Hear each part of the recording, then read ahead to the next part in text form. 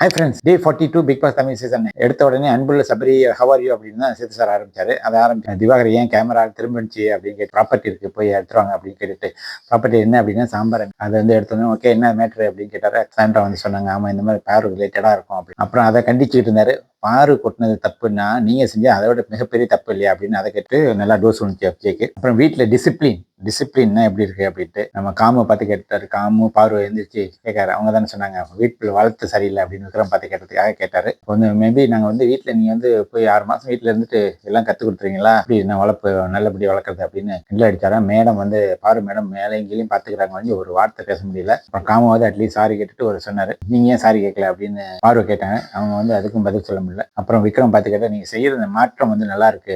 உங்க கண்ட்ரோல்ல இல்ல, அது நல்லா இல்ல. அந்த நீங்க உங்க கண்ட்ரோலுக்குள்ள வச்சீங்க, உங்க கண்ட்ரோல் மீறி போடுறது தப்பா தெரியுது, நல்லா இல்ல அப்படின்னு சொன்னாரு. அதுக்கு வந்து விக்ரம் அட்வைஸ் பண்ணாரா.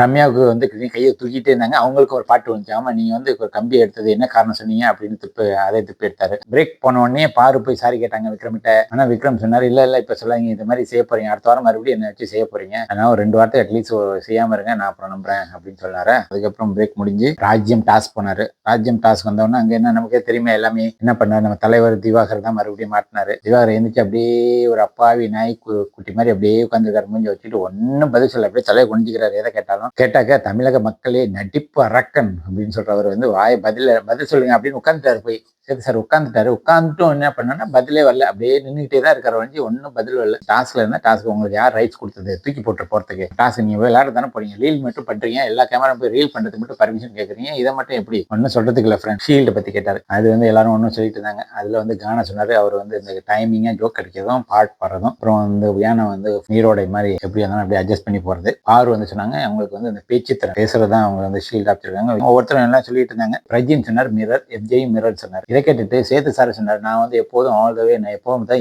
எஸ் தான் சொல்லிட்டு இருக்கேன். இப்பதான் நானே வந்து நோ சொல்லி பழகிறேன். அந்த நோ சொல்றதுனால இப்போ கொஞ்சம் எனக்கு கொஞ்சம் ரிலாக்ஸா இருக்கு. அப்புறம் வந்து எலிமினேஷன் தான் எல்லாரையும் தட்டி உட்கார வச்சுட்டு நம்ம மெயினா நம்ம தலைவர் வாட்டர்மெலன் ஸ்டார் கனி மட்டும் தான் 2 பேர் இருந்தாங்க. உடனே வந்து வாட்டர்மெலன் ஸ்டார் சொல்லிட்டாரு. பாரு ரொம்ப எமோஷனலாக எழுதாங்க. அப்புறம் பிக் பாஸ் எல்லாரும் நல்லபடியா சிரிச்சபடி வழி அனுப்பிச்சாங்க. பிக் பாஸே நீங்களும் ஒரு ஹீரோ தான் அப்படின்னு சொல்லிட்டு அதுல கானாவும் வந்து நல்ல அவரோட கொஞ்சம் எமோஷனலா போய் அவருக்கு ஷூலேஸ்லாம் கட்டி விட்டு அவருக்கு வந்து கிஸ் பண்ணி ஹேக் பண்ணாரு சேத்து சார். பண்ணி முடிச்சோன்னா அப்புறம் சொல்லுவாங்களா அவங்க மதர் வந்து சொல்லுவாங்கன்னா அவரோட ஆக்ஷனு இதெல்லாம் வந்து ஸ்டைல்லாம் வந்து சேத்து சார் மாதிரி இருக்குங்க. அது நம்மளால திருப்பி தான் வந்து திடீர்னு அப்போ வந்து சபரி வந்து எமோஷன் ஆகி அழுதுட்டு இருந்தாரு. ஒரே ஒப்பேரி வச்சுட்டு அழுதுட்டு இருந்தாரு. ஏன்னா அவர் வந்து அப்போ வந்து திவ்யா கணேஷ் மட்டும் தான் போய் உடனே போய் சப்போர்ட் பண்ணாங்க. நம்ம கனி இருக்காங்களா கோல்மெட்டி கனி அப்படியே பார்த்து வேடிக்கை பார்க்குறாங்க. அவ்வளோதான் ஃப்ரெண்ட்ஸ்.